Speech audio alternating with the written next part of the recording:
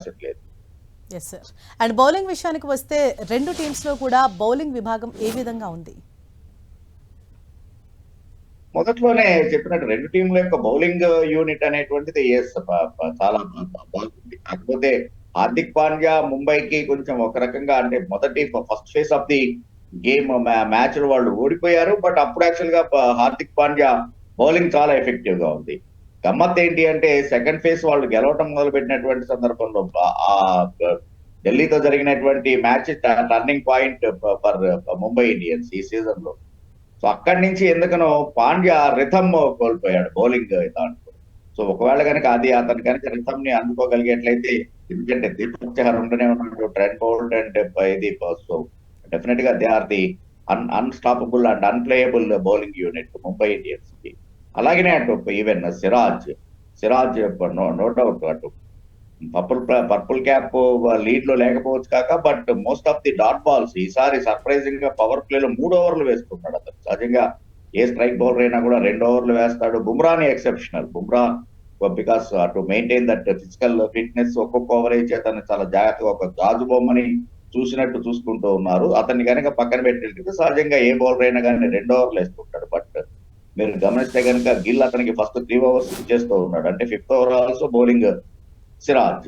అలాగనే ప్రసిద్ధ్ కృష్ణ ఉన్నాడు. Even actual గా రషీద్ ఖాన్ ఈసారి కొంచెం నర్వస్ గా ఉన్నాడు. అంటే ఎక్కువగా సిక్స్ సమర్పించినటువంటి బౌలర్ గా ఉన్నా కూడా, బట్ హీఈస్ అగెనిస్ట్ సిఎస్కే తో జరిగినటువంటి మ్యాచ్ ని గుర్తు చేసుకున్నట్లయితే రషీద్ ఖాన్ ఒకసారి ఫస్ట్ ఓవర్ లో కనుక ఫస్ట్ 3 balls లో ఆ లైన్ ని కనుక పట్టుకోగలిగేట్లయితే ఎంత డేంజరస్ ఉంటాడు అనేటువంటిది సిఎస్కే ఫ్యాన్స్ చాలా చక్కగా చెప్పగలరు. సో అందుకని ఇద్దరికి కూడా బౌలింగ్ యూనిట్ అనేటువంటిది ఈక్వల్ గానే ఉంది. కొంచెం డెఫినెట్ గానే ఒప్పుకున్నా ఒప్పుకోకపోయినా కానీ గుజరాత్ ఫ్యాన్స్ ముంబైకి ఎడ్జ్ ఉంది బౌలింగ్ లో అని చెప్పుకోవచ్చు. Yes sir.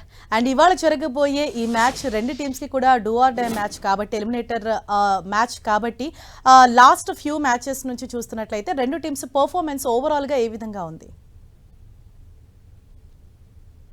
రెండు టీంల పెర్ఫార్మెన్స్ గుజరాత్ ఒకటి కొంచెం రిలాక్స్ అయినటువంటిది కనబడుతుంది. ఎప్పుడైతే ప్లే ఆఫ్ లోకి వచ్చేసామో, ప్లస్ ఒక time 1 point of time they are on the top, table top లో ఉన్న తర్వాత ఎందుకనో కొద్దిగా రిలాక్స్ అయ్యారేమో అనిపించింది నాకు. మెయిన్ అంటే ఎందుకు అనిపించింది అంటే అదే మోస ధోరణిలో ఎట్లాగో వాళ్ళకి తెలుసు డెఫినెట్ గానే జోస్ బట్లర్ ఉండడు ప్లే ఆఫ్ టైంకి వచ్చేటప్పటికి అనేటువంటిది. సో కాబట్టి నెంబర్ 3 కన్సాలిడేషన్ ఎవరు అనేటువంటిది ఒక ఇండియన్ ప్లేయర్ ని తయారు చేసుకోలేకపోవడం అనేటువంటిది వాళ్ళని దెబ్బకొట్టింది. ఇప్పటికిప్పుడు సడన్ గా కుశాల్ మెండిస్ వచ్చినంత మాత్రాన్ని ఇందాక కూడా అదే చెప్పాను. ఒక్కసారి ఆల్ ఆఫ్ సడన్ బరిలోకి దిగినప్పుడు ఎంత సీనియర్ ప్లేయర్ అయినా కూడా, ఎంత ఎక్స్పీరియన్స్డ్ ప్లేయర్ అయినా కూడా ఆ మ్యాచ్ సిచ్యుయేషన్ కి అడ్జస్ట్ కావడానికి టైం పడుతుంది. అందుకనే బయలాటరల్ సిరీస్ లో ఎప్పుడు కూడా ఎందుకు ముందే వెళ్తూ ఉంటారు, అట్లీస్ట్ 2 weeks ముందే వెళ్తారు అంటే కనుక to adjust to that atmosphere. So అది వాళ్ళకి ఈ రోజున కొంచెం డిసడ్వాంటేజ్ అయ్యేటువంటి పరిస్థితి ఉంటుంది. ఓవరాల్ గానే చూస్తే కనుక టాప్ 3 మాత్రమే పెర్ఫార్మ్ చేస్తున్నారు, మిగిలినటువంటి లోయర్ ఆర్డర్ తేలిపోతూ ఉంది వాళ్ళకి. ముంబై విషయానికి వచ్చేటప్పటికి of course even down the order కూడా వాళ్ళకి నమన్ తీర్ దాకా ఉన్నారు కాబట్టి ఆ ఇది అనేటువంటిది. సో ఓవరాల్ గా చూస్తే కనుక ఎక్స్పెరిమెంట్స్ చేస్తూ మిగిలినటువంటి ప్లేయర్స్ ని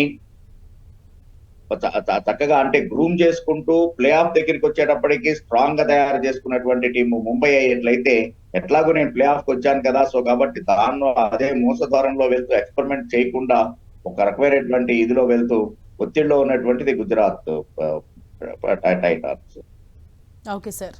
సో మనం ఇందాక మాట్లాడుకున్నాం, అంటే బౌలింగ్ విషయం చూసుకున్నట్లయితే రెండు టీమ్స్ కూడా చాలా మంచి బౌలింగ్ టీమ్ కలిగి ఉన్నాయి. అండ్ బ్యాటింగ్ విషయానికి వస్తే బ్యాటింగ్ లైనప్ ఏ విధంగా ఉంటుందంటే స్టార్టింగ్ ఓపెనర్స్ కావచ్చు, మిడిల్ ఆర్డర్ బ్యాట్స్మెన్, అంటే రెండు టీమ్స్ ఏ విధంగా ఉన్నాయి, ఎక్కడన్నా ల్యాక్ అవుతూ ఉన్నారా?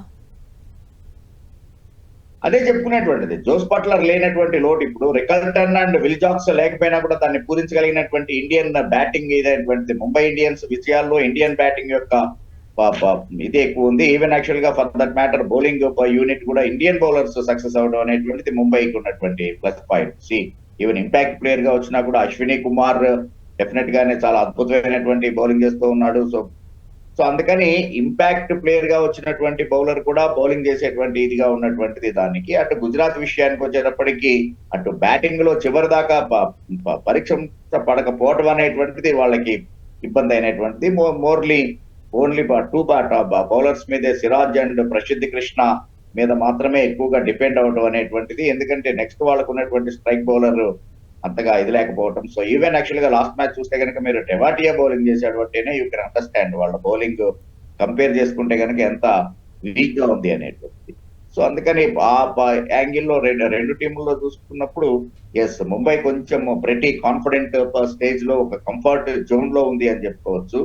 నాకౌట్ పంచి ఈవెన్ లాస్ట్ ఇయర్ వాళ్ళు, ఎందుకంటే గుజరాత్ మీద ఎక్స్పెక్టేషన్స్ అనేటువంటివి డెఫినెట్ గా ఎక్కువ ఉంటాయి. ఫస్ట్ ఎడిషన్ లోనే హార్దిక్ పాండ్యా క్యాప్టెన్సీలో అటు వాళ్ళు టైటిల్ ని గెలిచారు కాబట్టి నేచురల్ గానే ఎక్స్పెక్టేషన్స్ ఉంటాయి. ఎప్పుడైతే లాస్ట్ ఇయర్ శుభ్మన్ గిల్ క్యాప్టెన్సీలో దాన్ని అందుకోలేకపోయారో, ఆ తర్వాత ఈసారి ఈవెన్ ఇంగ్లాండ్ టెస్ట్ సిరీస్ కి ఆల్రెడీ ఇండియన్ టీమ్ కెప్టెన్ గా శుభ్మన్ గిల్ అనౌన్స్ చేసిన తర్వాత ఇప్పటికే అటు రెండు వర్గాలుగా చీలిపోయి గవాస్కర్ లాంటి వాళ్ళు, సెహ్వాగ్ లాంటి వాళ్ళు కొంతమంది శుభ్మన్ గిల్ కి ఇప్పుడే ఇవ్వటం మంచిది కాదు అనేటువంటి దాంతో రెండు వర్గాలుగా చీలిపోయి కామెంట్స్ చేస్తూ ఉన్నారు అతని కెప్టెన్సీ మీద.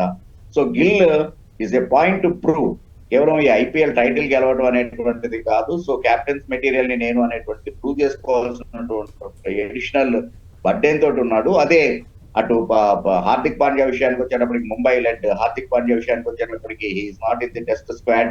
Even Rohit Sharma retired. So కాబట్టి వాళ్ళు ఎవరు కూడా ఎక్స్ట్రా బ్యాగేజ్ ని క్యారీ చేసేటువంటిది లేదు. కాబట్టి గో ఫర్ ది కిల్ అనేటువంటిది, లైసెన్స్ టు కిల్ అనేటువంటి హ్యాండ్ లో మూడ్ లో ముంబై ఉంటే డెఫినెట్ గానే పాయింట్ టు ప్రూవ్ అనేటువంటి ఎక్స్ట్రా బ్యాగేజ్ తోటి ఉన్నటువంటిది గుజరాత్ టైటన్స్. Okay sir.